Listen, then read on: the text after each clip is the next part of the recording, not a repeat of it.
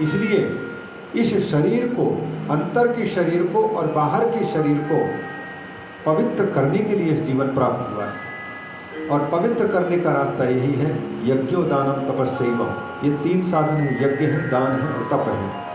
इनमें से जिनके पास में सामर्थ्य होता है वो यज्ञ के द्वारा शुद्ध होते हैं, जिनके पास कम सामर्थ्य है दान के द्वारा शुद्ध होते हैं, और जिनके पास में ये भी सामर्थ्य नहीं है तो तप के द्वारा शुद्ध होते हैं। तो शुद्धि के लिए तपो, काम पहले यही बताया। कहते हैं तपः कुरु दृढ़ो भूत्वा परमं कार्य साधनम। सारे कार्यों की सिद्धि में साधन रूप है कौन? तपस्या। हमारे जीवन में परिश्रम, मेहनत ही तप है। बालानाम अध्ययनम तप, बच्चों के लिए, पढ़ने वालों के लिए अध्ययन तप है। धन कमाने वालों के लिए मेहनत तप है। नो गेन विदाउट पेन, बिना मुसीबत के, बिना कठिनाई के कुछ मिलता नहीं। तो विष्णु भगवान से कहते हैं पहले तपो, क्योंकि ब्रह्मा जी भी स्वयं तपते हैं और शंकर भगवान तो तपते ही तपते हैं। प्रत्येक व्यक्ति के जीवन में तपस्या ही एक ऐसा साधन है जो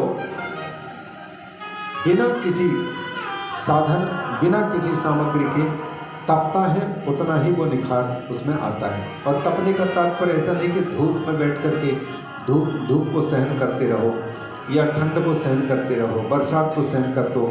ये तो ऊपर के शरीर के तप हो सकता है, लेकिन अंतर के तप सबसे बड़ा तप है। किसी व्यक्ति के द्वारा गाली देने पर, अपमान कर दिए जाने पर उसको अगर सहन कर सकते हैं तो सबसे बड़ी तपस्या है।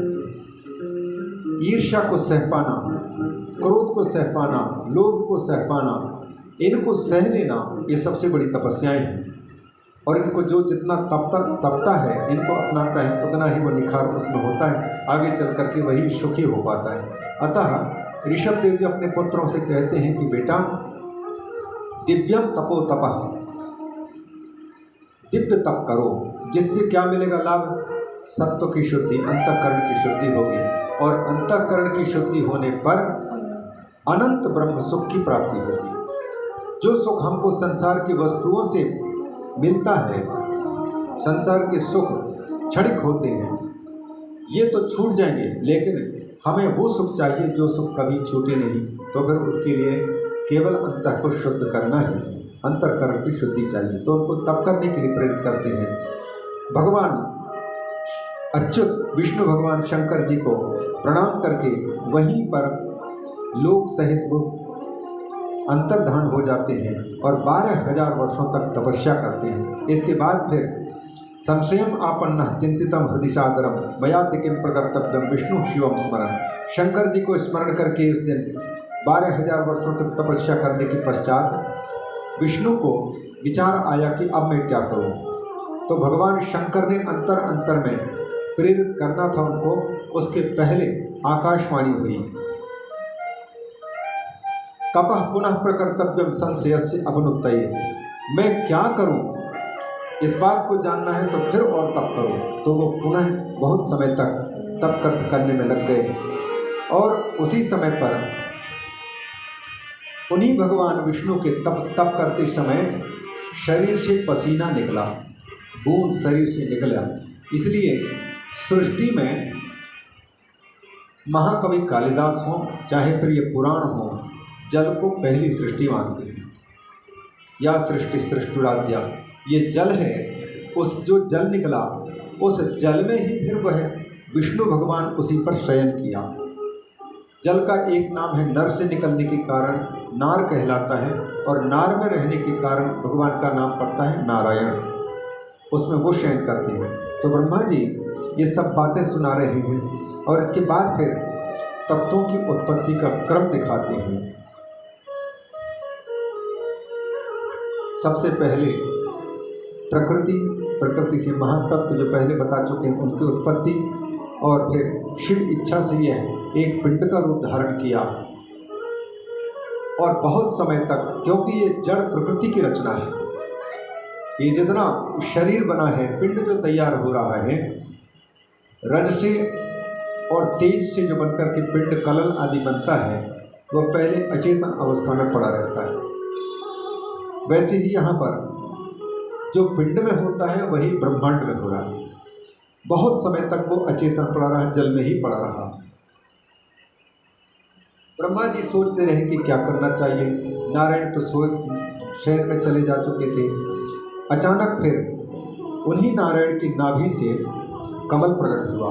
उस नाभि कमल में ब्रह्मा जी कहते हैं, नारद मैं वहीं से प्रकट हुआ, लेकिन मुझे प्रकट करने वाला कौन है मुझे दिखाई नहीं दे रहा था। तो मैं मेरे प्रकट करने वाले को जानना चाहा, तो कमल नाल के माध्यम से अंदर में प्रवेश किया। 100 साल मेरे आयु के बीत गए, लेकिन मुझे किसने जन्म दिया है इसका मुझे पता न चला। आकर के मैं पुनः कमल कोश में बैठा और उस समय विचार करने लग गया कि मुझे किसने जन्म दिया है, मैं कैसे जानूं। तो आकाशवाणी हुई, तपो तपो तप करो। तो मैं तपस्या में बैठा। बहुत समय तक तप करते करते जब मेरा अंतःकरण शुद्ध हुआ तो मैंने देखा मेरे सामने जिस पुरुष की नाभि से कमल प्रकट हुआ था वही विष्णु मेरे सामने खड़े। उनसे मैंने पूछा कि आप कौन हैं? तो उसने बताया, मैं तुमको जन्म देने वाला तुम्हारा पिता हूँ। उस समय पर ये बिल्कुल शुरुआत में जो विद्येश्वर संहिता में बात आई है उसको फिर से यहाँ पुनरावृत्ति की गई। उस समय पर ब्रह्मा जी और विष्णु ये दोनों के दोनों कहने लगे। उसने कहा कि तुमको मैंने जन्म दिया है। ब्रह्मा जी कहने लग गए कि मैं भी शंकर भगवान की माया में आ गया और बोला कि मेरे को प्रकट करने वाले तुम कौन होते हो? मेरे पिता तो कोई और दूसरे हैं, तुमको तो हमने कभी देखा नहीं। तो इस प्रकार से विवाद छिड़ा और उन्हीं के बीच में जो स्तंभ के प्रकट होने की, ज्योतिर्मय लिंग के प्रकट होने की बात पहले आ चुकी, वही बात है। और इनके बाद फिर ब्रह्मा जी नारद जी को सुना रहे हैं तो वो कहते हैं कि मैं और विष्णु दोनों के दोनों उनके आदि और अंत का पता लगाने का विचार किया। तो आदि का पता लगाने के लिए विष्णु तो नीचे गए 12 का रूप धारण करके, और हंस का रूप धारण करके मैं ऊपर गया। उनको भी पता न लग पाया, मुझे भी पता न लग पाया। फिर वो पुनः उपस्थित हो गए। तवैश्वर्यम यत्त जगदुदय रक्षा प्रलय कृत महेश्वर पुष्पदत्ताचार्य जी ने इसका वर्णन किया है। इनके बाद में फिर इसी के मध्य में जब इसके आदि और अंत का पता न लगा सके ब्रह्मा भी और विष्णु भी, तो भगवान शंकर ने स्वयं अपने आप को उस स्तंभ के बीच में प्रकट किया और उनको परिचय दिया। परिचय देने में ब्रह्मा जी कहते हैं उनसे हमने दीक्षा भी प्राप्त की, विष्णु ने भी दीक्षा प्राप्त की और मंत्र भी दिया। यहाँ तक कि शब्द ब्रह्म जो कि परब्रह्म का परिचय देता है, उस शब्द ब्रह्म का हमने वहाँ पर दर्शन किया। लिंगस्य दक्षिणे भागे, उस ज्योतिर्मय लिंग के दक्षिण भाग पर मैं विराजमान था और उस ज्योतिर्लिंग के वाम भाग पर शंकर जी के वाम भाग से उत्पन्न हुए विष्णु विराजमान थे और दोनों को उन्होंने उपदेश दिया। और उपदेश देते समय पर सबसे पहले जो वर्ण हैं आ ई उरिलरे आदि से लेकर के और हा पर्यंत, आ और हा, सबसे पहले आ अक्षर, सबसे अंतिम हा अंतिम, दोनों मिलाकर के आहा अहम बनता है। अहम मतलब मैं, परमात्मा। शुरू के अक्षर आ और अंतिम अक्षर आ। आ अक्षर अच्युत का प्रतीक है, भगवान विष्णु का। अक्षराणाम अकारोस्मि, अक्षरों में से आ अक्षर भगवान का स्वरूप माना गया है, भगवान का सबसे छोटा नाम। और आ उ मा तीन मिलकर के ओम बनते हैं। सबसे पहला अक्षर आ है, इसलिए भगवान श्रीमद् भागवत में भी और श्रीमद् भगवत गीता में भी अक्षरों में कहते हैं आ अक्षर मेरी विभूति, अक्षराणाम अकारोस्मि। और इसी के बाद इस आ अक्षर का ही रूपांतरित होते होते दीर्घ आ ई ओ री री ए ओ ऐ औ आदि, लेकिन जितने भी संस्कृत भाषा के और हिंदी भाषा के वर्ण हैं वो सारे के सारे वर्णों की उत्पत्ति उस आकार से हुई है। मतलब आकार का ही परिणाम है पूरा, आकार के ही परिवर्तन। उसी प्रकार से संख्याओं में जो एक है उसको परमात्मा का स्वरूप माना जाता है। वह एक ही 2 होकर के, 3 होकर के, 4 होकर के अनंत अनंत संख्या में बदला हुआ है। तो उनमें सबसे पहले कहते हैं आद्यम वर्णम अकाराख्यम, सबसे पहले, क्योंकि ये ब्रह्म का शब्द ब्रह्म का दर्शन हो रहा है। भगवान शंकर कैसे शब्दात्मक रूप धारण किए हुए हैं। पहले अकार का दर्शन हुआ, फिर उकार का उसके उत्तर में दर्शन हुआ, फिर मकार का मतलब आ उमा ओम का दर्शन हुआ मध्यता, और सबसे अंत में फिर नाद का, उनमें जो बिंदु आदि होता है नाद का दर्शन हुआ। सूर्य मंडल की भांति यह सबसे पहले वर्ण के रूप में प्रसिद्ध हुआ। और इस प्रकार से ये सब इनके स्वरूपों को बताया है। प्रत्येक अक्षर का भगवान के, किसी को सिर, किसी को माथा, किसी को नासिका, किसी को कपोल, किसी को ये कान, किसी को कंधा, किसी को कंठ, किसी को भुजा, बाहु, किसी को कोहनी, किसी को ये कलाई, और किसी को अंगुलियां, किसी को वक्षस्थल, किसी को कमर, ऐसे आ से लेकर के और 51 जो अक्षर गिने जाते हैं। वैसे तो 50 वर्ण होते हैं। ये पूरे पूरे वर्णों को भगवान शंकर के एक एक अंग के रूप में बताया गया। इसलिए संस्कृत भाषा के जितने वर्ण हैं वो सारे के सारे शंकर जी के देह से प्रकट है और देह के वाचक हैं। और जब शनकादि ऋषि तपस्या कर रहे थे उस समय पर भगवान शंकर ने उनको खुश करने के लिए, उनको दर्शन देने के पहले 14 बार अपने डमरू बजाया। नृत्यावसान, पहले नृत्य किया और नृत्य करते करते डमरू बजाया। नृत्यावसाने नटराज राजो ननाद ढक्काम नौ पंचवारम उद्धर्तु काम सनकादि सिद्धान एतद विमर्शे शिवसूत्र जालम।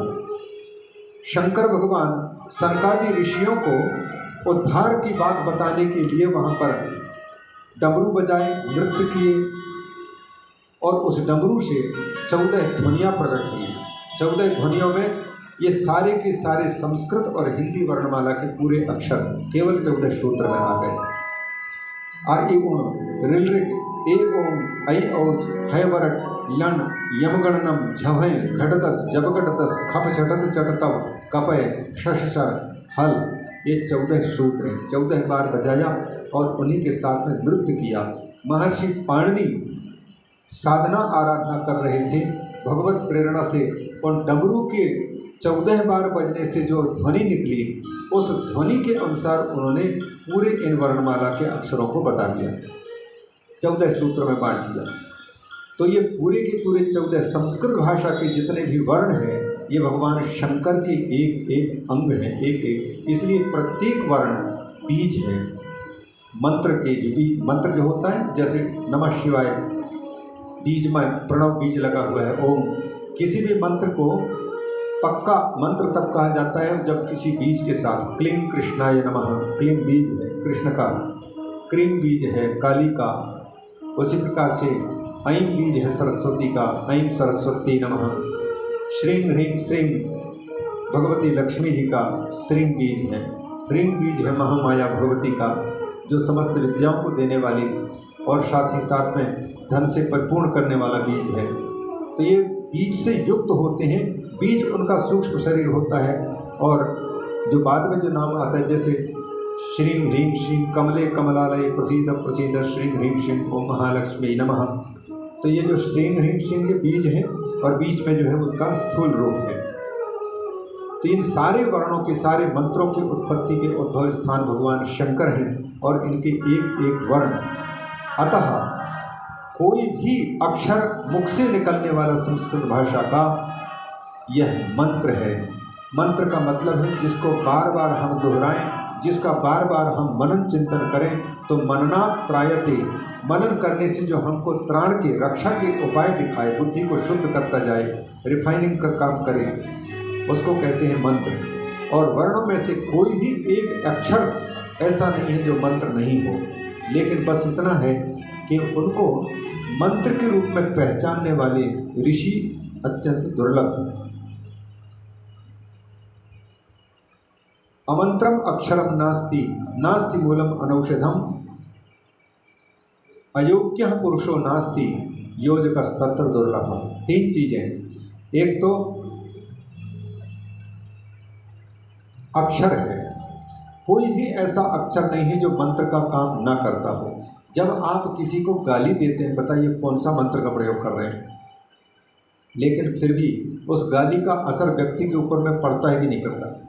आप किसी की निंदा करते हैं तो उस निंदा का असर उस व्यक्ति पर पड़ता है कि नहीं पड़ता है। जब एक निंदा, एक गाली हमें प्रभावित कर देता है तो फिर इन अक्षरों में से जिस भी अक्षर को ले लें, बस उनकी कंपोजिंग चाहिए, विन्यास, वर्ण विन्यास, किस वर्ण के बाद में कौन सा वर्ण रखने पर वह मंत्र का रूप धारण करता है और किस शरीर में वह मंत्र लाभकारी होता है। जैसे नमः शिवाय है तो इसमें से ना है, आ है, फिर माँ है, फिर आ है, विसर्ग है, सा शिवाय आदि, तो ये शिवाय बन गया, नमः शिवाय। इसको ऋषियों ने देखा, समझा कि इस प्रकार के इन वर्णों को अगर उच्चारण किया जाता है तो उच्चारण करने पर ये वर्ण जिस शरीर के जिन जिन अंगों से उत्पन्न होंगे, पहले तो उन अंगों को ये प्रभावित करते हैं और उन्हीं अंगों के माध्यम से पूरे शरीर पर उसका असर पड़ता है। इसीलिए मंत्र का जप जो लोग जितना अधिक करते जाते हैं, पहले वाचिक जप मतलब स्पष्ट उच्चारण करके, गोपनीय मंत्र है तो उसको एकांत में कर सकते हैं, सबको सुनाया नहीं जाता मंत्र। और दूसरी बात फिर उपांशु जप, उपांशु जप में मुख तो हिलता है पर शब्द नहीं सुनाई देता।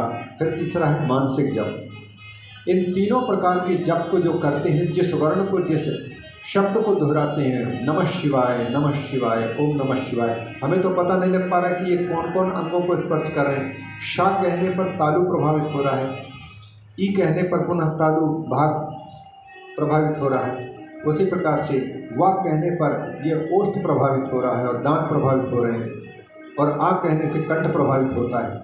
ये शिव कहने मात्र से इतने अंगों को जाकर के धक्का पड़ रहा है, वो अंग प्रभावित हो रहे हैं। वो अंग प्रभावित होकर के या अक्षर है और आ अक्षर है शिवाय, ये नमः, ये पूरे शरीर पर उसका असर पड़ता है। तो जिसकी जितनी अधिक मात्रा में मंत्र का जप होता जाता है, उतना ही अधिक उसके सूक्ष्म शरीर का रिफाइनिंग होता जाता है, उसकी प्यूरिफिकेशन होता जाता है, अंतर होता जाता है। इसलिए कोई भी ऐसा अक्षर नहीं, अमंत्रम अक्षरम नास्ति, नास्ति मूलम अनुषधम, कोई भी वनस्पति ऐसे नहीं है जो किसी न किसी रोग की दवाई का काम ना करते हो, लेकिन उसको भी उस दवाई के रूप में निकालने वाले आयुर्वेद के ज्ञाता कोई वैद्य दुर्लभ है, वो निकाल लेता है। उसी प्रकार से हम लोगों में से अपने आप को दीनहीन मान करके, बिल्कुल हारे मान करके जो बैठे पड़े हुए हैं, इनमें से कोई भी ऐसा नहीं है जो योग्य नहीं है। अयोग्य पुरुषो नास्ति, लेकिन अयोग्य व्यक्ति के रूप में जो सामने है, उसकी योग्यता को पहचानने वाले और उस योग्यता को प्रकट कर देने वाले गुरु मुश्किल है। योग्य गुरु की संगति में पाकर के हमारी छिपी हुई योग्यता सामने आ जाती है। आखिर में कोई राष्ट्रपति बना है, कोई प्रधानमंत्री बना है, तो हमारे ही जैसे छोटे बच्चों की भांति खेल कूद करके तो बना है। उस समय तो कोई नहीं पहचान पाता था कि इनके अंदर राष्ट्रपति छिपा हुआ है, लेकिन संगति उसको ऐसी मिली कि उनके अंदर में छिपा हुआ राष्ट्रपति प्रकट हो गया, सारी दुनिया का वो प्रणाम का पात्र बन रहा है। किसी बालक के अंदर में कोई महापुरुष छिपा रहता है, अच्छी संगति पाकर के वो महापुरुष प्रकट हो जाता है। तो हम सबके अंदर में भी साक्षात वही महापुरुष, वही परमात्मा छिपे पड़े हुए हैं। लेकिन शास्त्रों की बातों पर एक बार विश्वास हो जाए, संतों के, ऋषियों के अनुभवों पर विश्वास हो जाए, तो सारे के सारे समझ में भी आ सकते हैं जब प्रकट होने लगेंगे। तो इन शब्दात्मक जो भगवान का स्वरूप है, शब्द ब्रह्म जिसको कहते हैं, पर ब्रह्म को समझने के पहले शब्द ब्रह्म आवश्यक है। शब्द ब्रह्मणि निष्णाता पर ब्रह्मादि गच्छति। जब तक शब्द ब्रह्म में हमारी निष्ठा नहीं होगी, नाम में निष्ठा नहीं होगी, गुरु जी के द्वारा दिए हुए मंत्र में निष्ठा नहीं होगी, तब तक पर ब्रह्म निष्ठा का होना मुश्किल है। वही बार बार जब गुरु महाराज के दिए हुए मंत्र को दोहराते हैं तो अंतर को पवित्र करते हुए परब्रह्म को दिखाता है। इन सब बातों को पहले ये बता दिया कि जितने भी शब्दात्मक रूप है वह भगवान शंकर का रूप है, और जो अर्थ है, अर्थ को भी शंकर भगवान का रूप कहा गया। और दोनों में से भगवती उमा को, पार्वती को शब्दात्मक रूप कहा गया और शंकर भगवान को उसका अर्थ कहा गया। महामाहेश्वर महाकवि कालिदास के वचन हम कल श्रवण करा चुके हैं, वागर्थागुरु संप्रतव। तो शंकर भगवान ये शब्द ये भगवती पार्वती शब्द बन करके विराजमान है, और शंकर भगवान उस शब्द के अर्थ बन करके सारे जगत में विराजमान है। ये बातें जो है थोड़ी सी शीर्ष